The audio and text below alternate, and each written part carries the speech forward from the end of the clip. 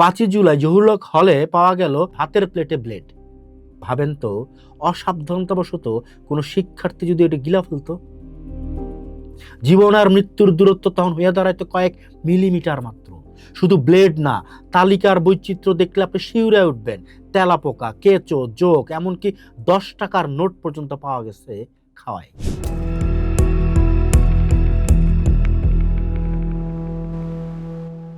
রাত তখন 10টা। সারাদিনের ক্লাস, অ্যাসাইনমেন্ট আর লাইব্রেরির ক্লান্তিতে শরীরটা নুয়ে আসতেছিল রাফি হাওলাদারের। পেটে ক্ষুধার তীব্র জ্বালা। হলের ক্যান্টিনে গিয়া 1 প্লেট ভাতের লগে পুঁইশাক আর মুরগির ঝোল নিছিল। ধোয়া আঠা ভাতের লোকমা মুখে তুলতে যাইব, ঠিক তখনই থমকে গেছিল। হলুদ রঙের ঝোলের ভিতরে সাপের গতিতে কি জানি একটা পইরা আছে।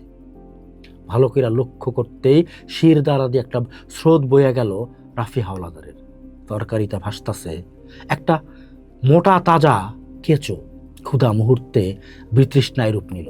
এইটা শুধুমাত্র এখন ঢাকা বিশ্ববিদ্যালয়ের অমর 21 হলের ঘটনা না, এইটা এখন প্রতিটা আবাসিক হলের নিয়মিত দৃশ্য। যেইখানে থাকার কথা ছিল সুষম প্রোটিন, ভিটামিন আর ক্যালোরি, সেইখানে ঢাকা বিশ্ববিদ্যালয়ের শিক্ষার্থীকে প্লেটে জুটতেছে ব্লেড, তেলাপোকা, জোক আর সিগারেটের ফিল্টার। ইরফান হোসেনের সাম্প্রতিক একটা প্রতিবেদন উঠে আসছে এইসব দৃশ্য, যা আমাগরে অবাক না, যা আমাগরে স্তব্ধ করে ফেলে, যা বিশ্ববিদ্যালয়ের প্রশাসনের তদারকি আর ছাত্র রাজনীতির অসারতারে নগ্নভাবে প্রকাশ করে। একজন পূর্ণবয়স্ক শিক্ষার্থীর মস্তিষ্কের কার্যকারিতা বজায় রাখতে আর দৈনন্দিন পরিশ্রমের লেগা দিনে অন্তত 2000 থেকে 2400 ক্যালোরি প্রয়োজন। পুষ্টিবিজ্ঞানীর মতে সেই থালায় থাকা উচিত ছিল পরিমিত কার্বোহাইড্রেট, অন্তত 1 টুকরা মানসম্মত প্রোটিন, মাছ বা মাংস, টাটকা সবজি আর ঘন ডাইল। কিন্তু ঢাকা বিশ্ববিদ্যালয়ের হলের ডাইনিং গুলোতে যা পরিবেশিত হইতেছে তারে পুষ্টির বদলে বিষ বলা শ্রেয়। পুষ্টি খাদ্য বিজ্ঞান ইনস্টিটিউটের অধ্যাপক আবু তোরাব মোহাম্মদ আব্দুর রহিমের ভাষ্যমতে, হলের খাবারে ক্যালোরি তো দূরে থাক, ব্যবহৃত উপকরণের মান অত্যন্ত নিম্নমানের। পাতলা ডাইলের নামে যা দেওয়া হয় সেইটা কেবল হলুদ মিশানো পানি, আর মুরগির মাংসের নামে যেটা প্লেটে আসে তা অনেক সময় হাড় আর চামড়া ছাড়া কিছু না। কিন্তু ট্র্যাজেডিটা এইখানে না। ট্র্যাজেডি হইল রান্নার সামগ্রীর লগে মিশা থাকা অখাদ্য বস্তুগুলা। 5ই জুলাই জহুরুল হলে পাওয়া গেল ভাতের প্লেটে ব্লেড। ভাবেন তো, অসাবধানতাবশত কোনো শিক্ষার্থী যদি এটা গিলা ফেলতো, জীবন আর মৃত্যুর দূরত্ব তখন হইয়া দাঁড়াইতো কয়েক মিলিমিটার মাত্র। শুধু ব্লেড না, তালিকার বৈচিত্র্য দেখলে আপনি শিউরে উঠবেন। তেলাপোকা, কেঁচো, জোক, এমনকি 10 টাকার নোট পর্যন্ত পাওয়া গেছে খাওয়ায়। ঢাকা বিশ্ববিদ্যালয় কেন্দ্রীয় ছাত্র সংসদ ডাকসু নির্বাচনের আগে কত শত রঙিন প্রতিশ্রুতি। ছাত্র শিবির সমর্থিত ঐক্যবদ্ধ শিক্ষার্থী জোট যখন বিজয়ী হইল, তখন তাকে ইস্তেহারে বড় বড় করে লেখা ছিল স্বাস্থ্যসম্মত খাবার আর পুষ্টির নিশ্চয়তা। তারা বলছিল পুষ্টিবিদ নিয়োগ করা হইব, 3 মাস অন্তর খাওয়ানোর মান পরীক্ষা হইব, আর্থিক অসচ্ছল গলেগা মিল ভাউচার দেওয়া হইব। আজকা নির্বাচনের 10টা মাস পাড়ায় গেছে, কিন্তু হলের ডাইনিং এর পরিবেশ আগের মতোই স্যাঁতস্যাঁতে দুর্গন্ধময়। বাবুর্চিরা ঘামে ভেজা শরীরে কোনো স্বাস্থ্যবিধি ছাড়া রান্না করতেছেন, অথচ ডাকসু সাধারণ সম্পাদক SM ফরহাদ এখনো কইতাছেন চেষ্টা চলছে, চাপ দেয়া হচ্ছে। প্রশাসনের অনুমতি আর অর্থ বরাদ্দের দোহাই দিয়া সাধারণ শিক্ষার্থীকে জীবন নিয়ে ছিনিমিনি খেলার এই মহোৎসবগুলো কবে থামবো তার উত্তর কারো জানা নাই। 1 সপ্তাহের আলটিমেটাম আর আন্দোলনের হুঁশিয়ারি কি ভাতের প্লেট থেকে এই কেঁচোটারা সরাইতে পারবো, এই ব্লেডটারা সরাইতে পারবো? প্রশ্নটা এখন প্রতিটা আবাসিক শিক্ষার্থীর মনে। হাজী মোহাম্মদ মহসিন হলের মামুন সরকারের গল্পটা এখন অনেকের জীবনের প্রতিচ্ছবি। হলের খাওন খায়া ফুড পয়জনিং হইয়া দীর্ঘদিন শয্যাশায়ী থাকতে হয়েছে তারে। সুস্থ হয়ে ফিরছেন ঠিকই, কিন্তু ডাইনিং এর খাওনের প্রতি তৈরি হয়েছে এক গভীর আতঙ্ক। কিন্তু পকেটের অবস্থা যখন করুন, তখন বাইরে 100 টাকা 120 টাকা দিয়া মাছ ভাত খাওয়ানোর সাধ্য কয়জন শিক্ষার্থীর আছে?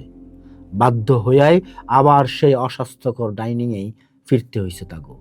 এইটা যেন এক স্বেচ্ছায় বিষপানের বন্দোবস্ত। প্রশাসনের পক্ষ থেকে 5000 টাকা জরিমানা করা হয়েছে জহুরুল হল কর্তৃপক্ষরে। একটা জীবনের মূল্যের কাছে এই 5000 টাকা কি স্রেফ তামাশা না? সিসিটিভি ফুটেজে দেখা গেছে বস্তার সুতা কাটতে গিয়ে ব্লেডটা খাবারে পড়ছে। এই যে চরম দায়িত্ব জ্ঞানহীনতা, এর দায় কে নিব? হলের প্রভোস্ট আর হাউস টিউটররা যখন এসি রুমে বৈশা লাঞ্চ করেন, তখন ডাইনিংয়ে বৈশা শিক্ষার্থীরা কি সত্যি প্রাচ্যের অক্সফোর্ডের গর্বিত ছাত্র হনের স্বাদ পান? ক্যান্টিন পরিচালনাকারীরা অজুহাত দিতেছেন বাজার দরের ঊর্ধ্বগতির। তাগো দাবি মতে 45-50 টাকায় এর থেকে ভালো খাওয়ান দেওয়া অসম্ভব। কিন্তু প্রশ্ন হলো, বিশ্ববিদ্যালয়ের কাম কি কেবল ডিগ্রি দেওয়া? শিক্ষার্থীদের স্বাস্থ্য আর জীবন নিশ্চিত করা কি প্রশাসনের দায়িত্বের আওতায় পড়ে না? শিক্ষা খাতে পর্যাপ্ত বরাদ্দের অভাব আর বিশ্ববিদ্যালয় প্রশাসনের কোনো কার্যকর ভর্তুকি না থাকায় ক্যান্টিনগুলো সিন্ডিকেটের আখড়ায় পরিণত হয়েছে। 1 লাখ টাকা জামানত দিয়া ক্যান্টিন নেওয়ানোর পর ব্যবসায়ীরা শুরুতেই লাভের অঙ্ক কষতে বসেন, যেইখানে শিক্ষার্থীর পুষ্টির মান গৌণ হইয়া পড়ে। সহ উপাচার্য প্রশাসন অধ্যাপক আল মোজাদ্দেদি আল ফেসানি টিসিবির মাধ্যমে সাশ্রয়ী পণ্যের যোগান দেওয়ার আর 1000 কোটি টাকার এন্ডোমেন্ট ফান্ড থেকে ভর্তুকি দেওয়ার আশ্বাস দিতেছেন।